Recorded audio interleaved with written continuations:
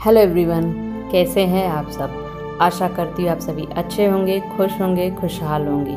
मैं कविता आप सभी का मेरे यूट्यूब चैनल हिंदी साहित्य और ज्ञान में स्वागत करती हूँ। आज का टॉपिक मोस्ट इम्पॉर्टेंट टॉपिक है साहित्य अकादमी पुरस्कार, जो आपके किसी भी प्रतियोगी परीक्षा की दृष्टि से बहुत ही महत्वपूर्ण है। साहित्य बिना टाइम वेस्ट किए हुए टॉपिक की तरफ चलते हैं। आइए देखते हैं। आज का वीडियो साहित्य अकादमी पुरस्कार से संबंधित तीसरा वीडियो है। साहित्य अकादमी पुरस्कार से संबंधित पहला और दूसरा वीडियो चैनल पे अपलोड है, तो जिन्होंने नहीं देखा है वो प्लेलिस्ट में जाके वीडियो देख सकते हैं। साहित्य अकादमी पुरस्कार, आइए देखते हैं। क्वेश्चन नंबर पहला, जैनेन्द्र कुमार को उनकी रचना मुक्ति बोध के लिए 1966 ईस्वी में साहित्य अकादमी पुरस्कार मिला था।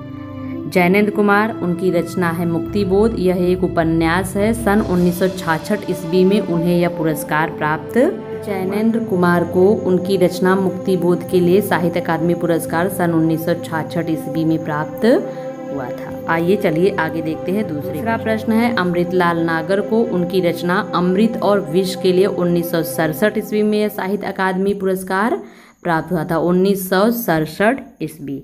आइए देखते हैं। अमृतलाल नागर, उनकी रचना है अमृत और विष। यह एक उपन्यास है। 1967 में उन्हें यह साहित्य अकादमी पुरस्कार प्राप्त। अमृतलाल नागर को उनकी रचना अमृत और विष के लिए 1967 ईस्वी में उन्हें यह साहित्य अकादमी पुरस्कार प्राप्त हुआ था। चलिए तीसरे प्रश्न नंबर तीसरा, हरिवंश राय बच्चन को उनकी रचना दो चट्टानें, यह एक काव्य है। सन 1968 ईस्वी में उन्हें यह साहित्य अकादमी पुरस्कार मिला था।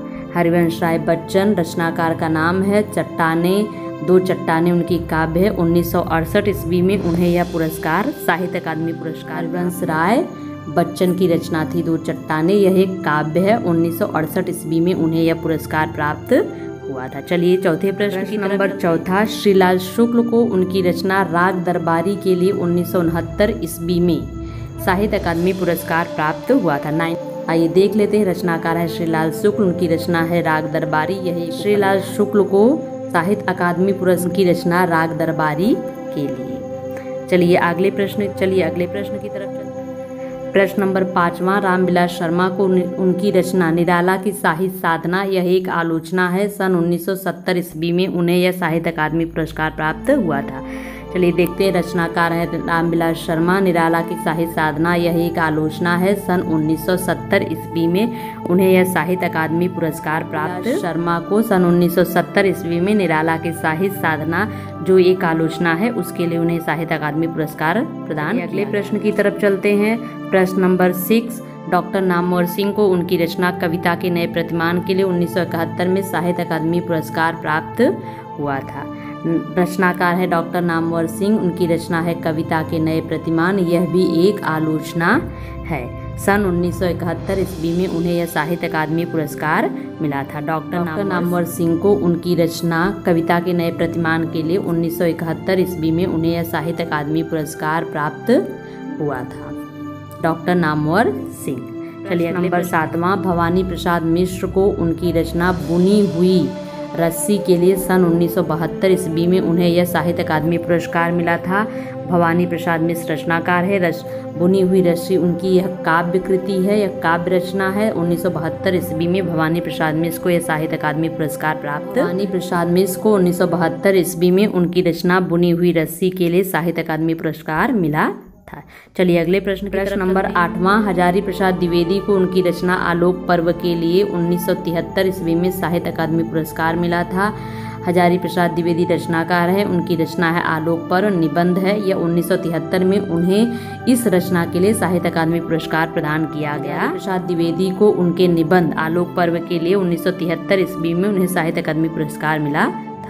चलिए अगले प्रश्न। 9वां प्रश्न, शिवमंगल सिंह सुमन को उनकी रचना मिट्टी की बारात के लिए 1974 ईस्वी में साहित्य अकादमी पुरस्कार मिला था।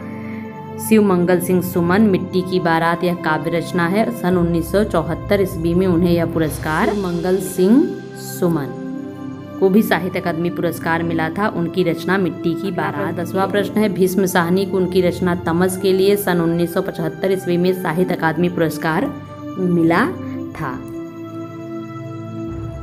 भीष्म साहनी रचना का नाम भीष्म साहनी रचनाकार हैं, उनकी रचना है तमस। यह एक उपन्यास है। सन 1975 ईस्वी में उन्हें उनकी रचना तमस के लिए साहित्य अकादमी पुरस्कार प्राप्त हुआ था। यह एक बहुत बड़ा उपन्यास खत्म होता है। फिर मिलेंगे नेक्स्ट वीडियो में नए टॉपिक के साथ। तब तक आप सभी खुश रहिए, हंसते रहिए, मुस्कुराते रहिए और मन लगाकर पढ़ते रहिए।